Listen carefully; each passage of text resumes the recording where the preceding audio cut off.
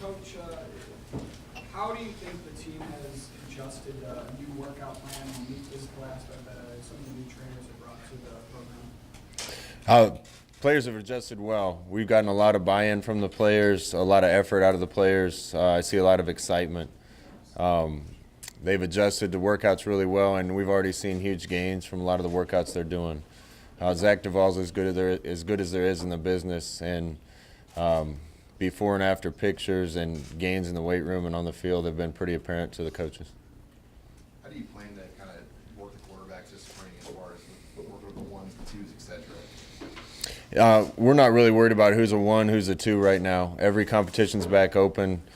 Guys are going to get plenty of reps in practice the way we practice, and I think it'll probably figure itself out and work itself out. Usually by the time you get as many reps as we get in spring ball and fall camp, it's pretty obvious to everybody who the best guys are.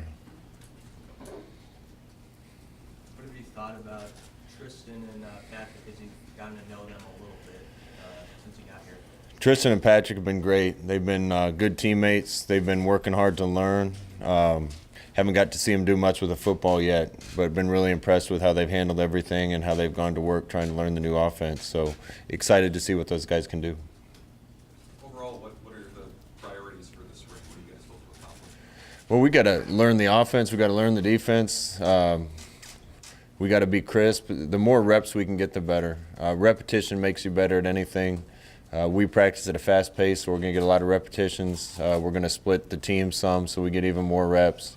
You don't get better without practicing, and we want as many guys up and moving and practicing as we can get. Scott, with the offense, will you be able, do you think by fall, to be able to go full bore into it, or will it be baby steps as far as getting the whole thing in? You know, we just went through this process 2 years ago, installing schemes on both sides of the ball and special teams. I think we're going to be better this time around than we were last time as a coaching staff. I've been really impressed with this group of players and how quickly they pick things up. But usually you're not limited by how much you can get in, it's the detail of what you get in. And there's a lot of little details that go into the execution of what we're going to do on both sides of the ball.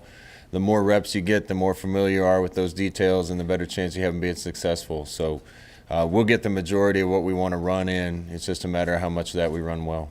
Scott, what about this first practice on Friday? What do you want to see, especially knowing that the guys will be on break for that week probably? Hey, we want guys to dive in head first. This is going to be a different practice format for them. It's going to be a different tempo for them. There's going to be a lot of new things. We're just right now figuring out where to line up for stretch. You know, so there's going to be some sloppiness to the practice, but I don't want to see guys dip their toe in the water. I want to see them dive in head first, do everything they can possibly do full speed. We're going to make mistakes. We don't have a coaching staff that's going to yell at them or cuss at them for making mistakes. We're just going to teach them to do it the right way. So I want guys to go at it as hard as they can and approach it with an attack mentality. Will your quarterbacks go through contact this spring? No, we usually keep the quarterbacks out of contact. There's a few times, once or twice in the spring, once or twice in the fall, that we might make them live outside the pocket. But for the most part, we just need those guys to be learning and improving. Coach, you said ideally 150 was your number of players that you wanted to have on the roster come summer with practice or tryouts rather yesterday for walk-ons. Is that still your number? We're still kind of working through the number, and we're not going to get all the way there overnight. You know, unless you can suit up and put on a helmet for us, I don't know if we'll find 150 guys right away.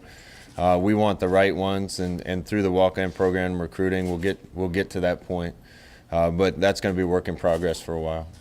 Scott, you had an open practice last night for anybody on campus. How did that go, and what did you find? You know what's great about that is just seeing kids that played high school football in Nebraska and the surrounding states coming out and working out for us. There's some really good kids. There's some good athletes. We're kind of in a holding pattern right now because of not exactly knowing our numbers or where we want to land or where we possibly can land. But we wanted to get an idea for what was out there and if there was any kids walking around on campus that might be able to help us. Did you find it? We'll see. We're still kind of working through that to see if we're going to add anybody or not. But we have a better feel for our numbers before we're going to be able to add too many. Is there a real sense of what you're working with as you take over?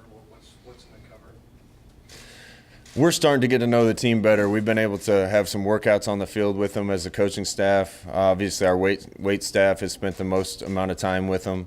But you never really know how somebody's going to function until you see them on the practice field and on the game field. So we're getting to know the players as football players and also as people, and look forward to get to know them better and developing those relationships. But spring ball is going to tell us a lot.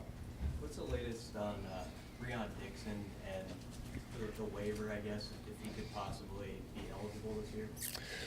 We're not sure on Breon yet. He's doing a good job in workouts right now, and we're glad to have him. I know there's several kids that have left an institution that are looking to see if they can be immediately eligible or not, and I don't think that's worked out yet, and I don't think a NCAA ruling is coming down yet. So I'm sure you'll find out when I do.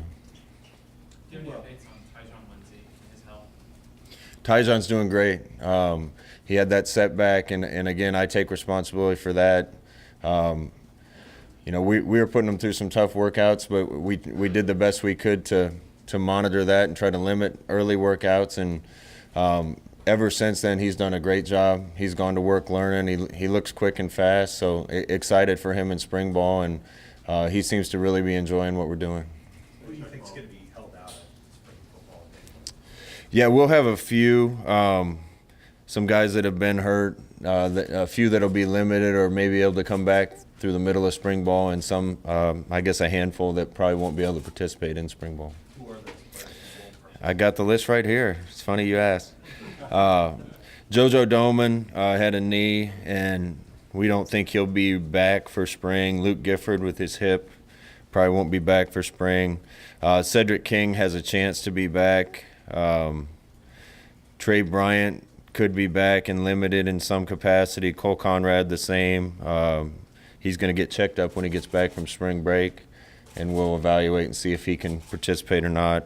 And then Michael Decker is getting close, but probably won't be able to practice during the spring. Who you, since Decker and Conrad were 2 years center last year, who you look at that spot early in spring? You got any eligibility left? No. Okay. Too fat anyway. There's some guys that we can put there, and again, we're going to play the best 5 linemen no matter who they are.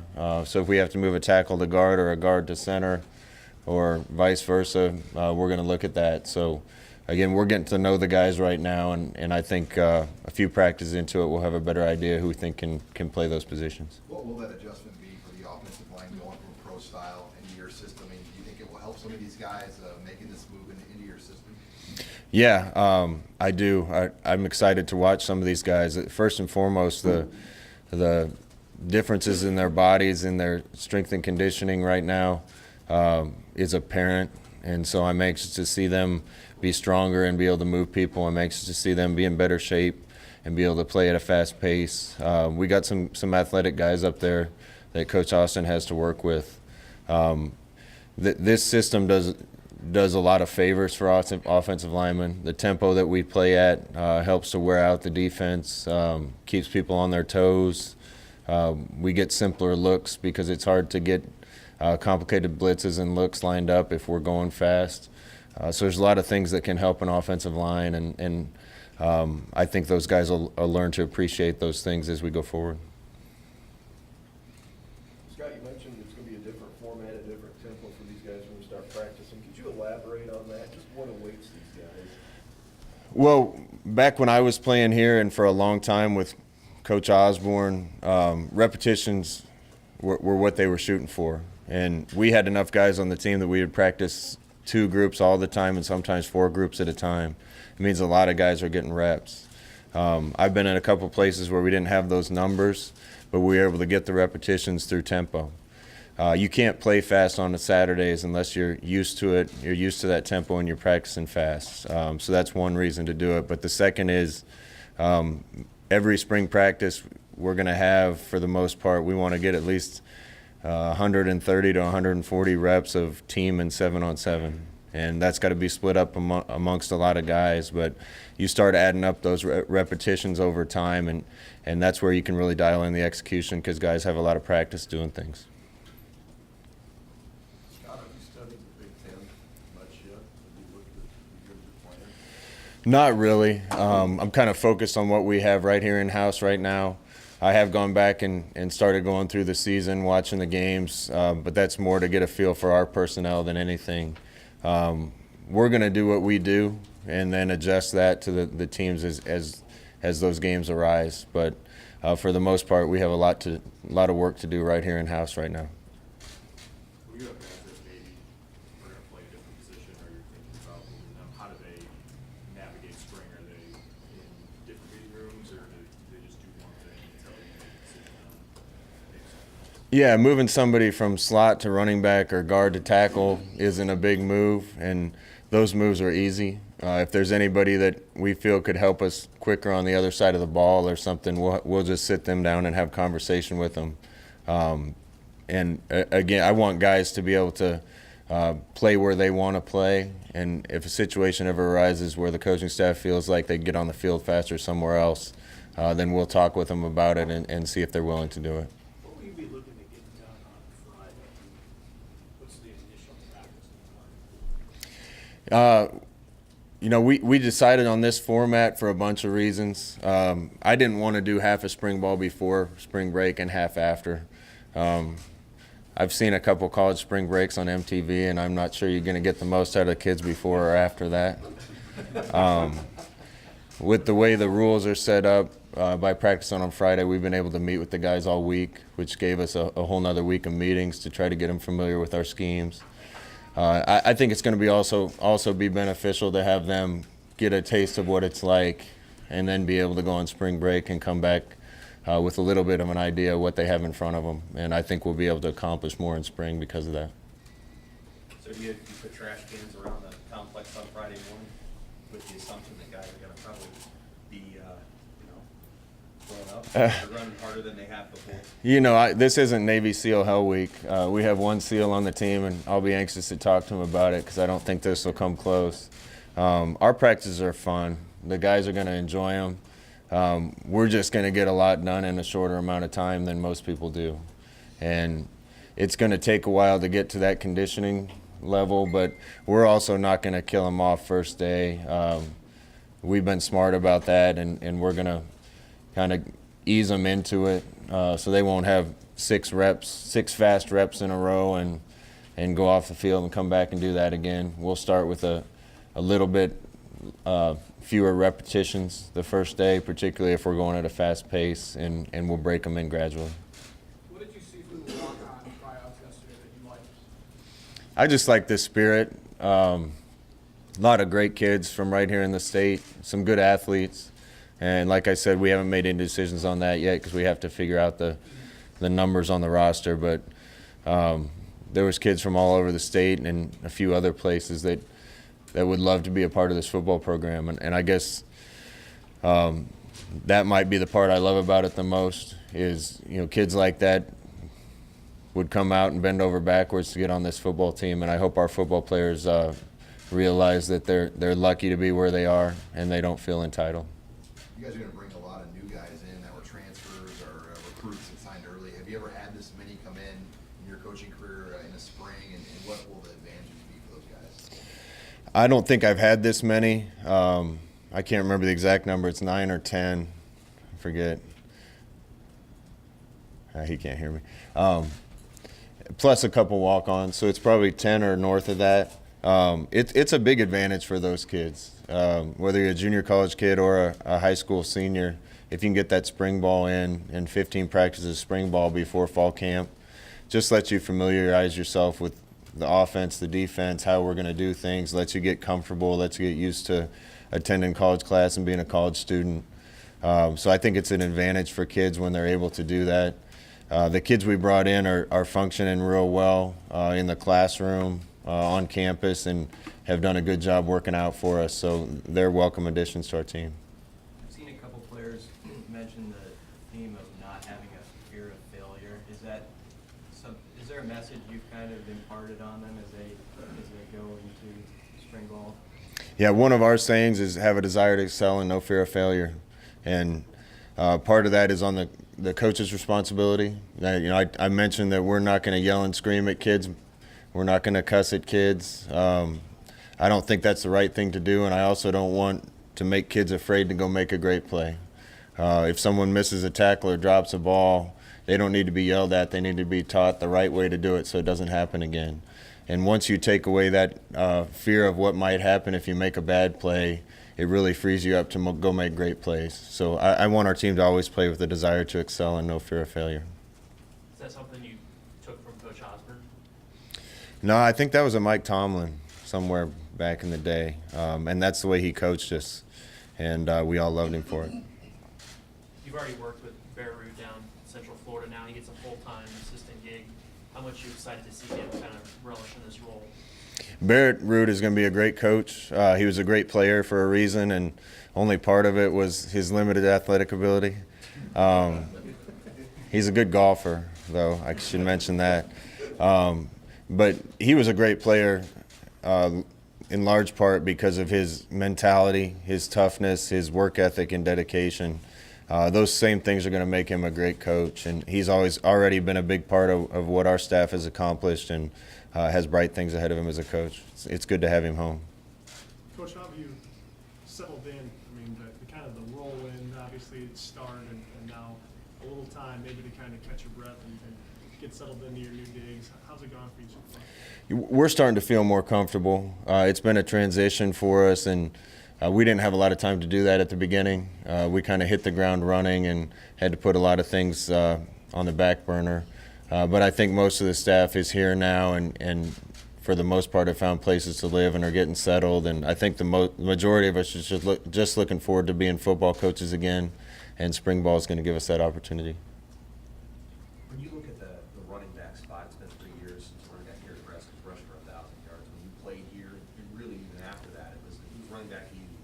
When you look at that position and assess it, how do you want to maybe restore it to what it used to be even just a couple of years ago? Well, our offense is always going to be committed to the run first. To varying degrees, we've thrown it and run it depending on our talent. But we can't go as an offense, and really no offense can go if we can't establish a run. I've been part of this offense for a long time, and we've had guys like LeGarrette Blount and LaMichael James, Kenyon Barner, DeAnthony Thomas, Royce Freeman, Adrian Killens, and Otis down in Florida. And those guys all became big-time players and players people recognize because of the style of our offense. So there's great opportunity here for running backs today and in the future. And we'll let those guys battle it out and determine who the best guy is, and we'll see if we can fix the 1,000-yard problem. Is there, in watching the film from last year, do you see potential there that maybe you guys can unlock with your offense? Make some of those back, because all of them come back.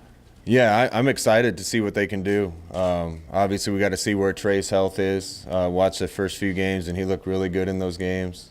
I think Devine and Wilbon both did really good things last year. They look great right now from the workouts they've been in. They look quick and fast. Greg Bell's a guy that we added to the mix as a junior college player.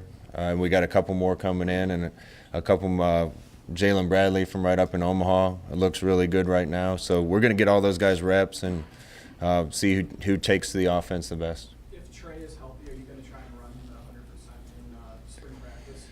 No, I want to be smart with Trey. I think his health will hopefully improve, but I think we can help that by limiting him a little bit. So we're going to be as smart with him as we possibly can to see if he can be a part of what we're doing.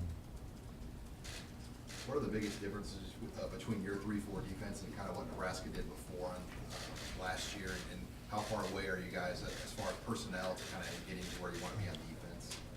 Biggest difference is hopefully we can get some stops. No, I don't know much about other people's schemes. I got a lot of respect for the coaches that were here before, and we played against Coach Diaco's defense at UConn and had a really good game with them, but I'm not familiar enough with their scheme to know the nuances and the differences. We got good players here. We need more of them, and we're going to keep recruiting to our schemes. But the players here, I love the buy-in and the work ethic that they've shown us so far, and we'll get a lot out of those guys. So looking forward to watching them practice in the spring and watching them improve. Scott, you've got to replace a place kicker. Talk about that area and what you see there. I might know more about hockey slap shots than I do kicking, to be honest with you. Barrett Pickering is a kid that was committed to Nebraska before we got here from Hoover, Alabama. Hopefully he can do the job, and we're looking forward to giving him that chance. But like I said, I couldn't kick a ball from here to you. I probably could do that. That's one area of football I don't know much about. So usually when a guy's going out to kick a field goal, I just stay as far away from him as I possibly can. Time for one or two more. You strolled around the practice field yet? Just let it sink in a couple days you're going to be coaching for practice. You know, I've strolled around a little bit, and I usually have my head down going about my work, and then every once in a while I'll see something that takes me back 20 years, and then I get that kind of surreal feeling. The practice facility's changed quite a bit. It's beautiful now, but I still remember getting hit really hard by Grant Wistrom on the field inside the track during a fall camp. Sometimes I was walking across the track the other day and thought about that, so it's exciting to be back. I spent a lot of time here, have a lot of love for this place, and have a lot of memories, and I'm looking forward to adding more. Coach, I know that this really affects players that are leaving, but just wanted to get your take on the pro day happening today, what it could do for these players, just your take on how it could work. Once you play football here, it's like a brotherhood. Anybody that's played here from the 20s to the 90s to yesterday is part of a special brotherhood. So I'll be pulling for the guys that have left and are going to be doing pro day. Want to see as many Huskers as we can possibly get in the NFL, and hope they have a great day. And it's also kind of good for the underclassmen to see how that process works and have a goal in front of them they can work toward. Scott, I was going to ask, kind of following up on what Sam was asking about, kind of taking in the whole atmosphere here in the practice facility. They used to have the banners up with the conference championships, and it's been since 1999. And it's a guy who was only 2 years removed at that point as a player. And what do you think of this, the fact that they haven't won a conference here since '99? Well, hope we can win one. It'd be nice to put another banner up. I think Nebraska has been smart at times and probably made some decisions they want back at other times. I think a lot of Frank Solich. He was one of my mentors, and Frank averaged over 9 games a year here, and it wasn't good enough, and they got rid of him and went through a tough period. Bo, who was my linebacker coach the year I was at the Green Bay Packers, is a friend of mine, and Bo averaged 9+ wins a year. Never quite got over the hump and got the conference championship. But certainly from a win-loss perspective, it was as good as almost anybody in the country. We got rid of Bo and went through another little bit of a tough period. If we can get the program back to where it was when Frank was here and when Bo was here, I think our culture and the coaching staff we have will be enough to get us over the top to hopefully hang another one of those banners.